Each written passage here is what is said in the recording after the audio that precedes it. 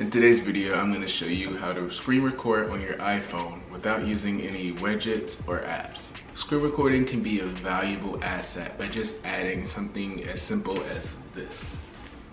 I'm going to keep this video super short and simple, straight to the point. In case you're wondering, that absolutely gorgeous man in that photo is me. The other person is just my girlfriend. So what you're going to want to do is go into your settings, go to Control Center, customize controls, scroll all the way down until you see screen recording, press that plus button, and then using those three little brackets you can position it anywhere that you would like. You want to scroll down, pull down that little menu bar, and voila, it's right there. As you can see, I'm already recording, and to add audio is super simple.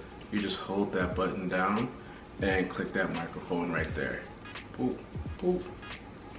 That's all to it. Super simple. Well, that's all I have for today. If you like what you're seeing, make sure to give me a thumbs up, leave a comment, subscribe, and hit that notification bell. I'm running late for work, so I gotta get out of here. Again, my name is D'Angelo Pete, and this is Pete Media. Peace.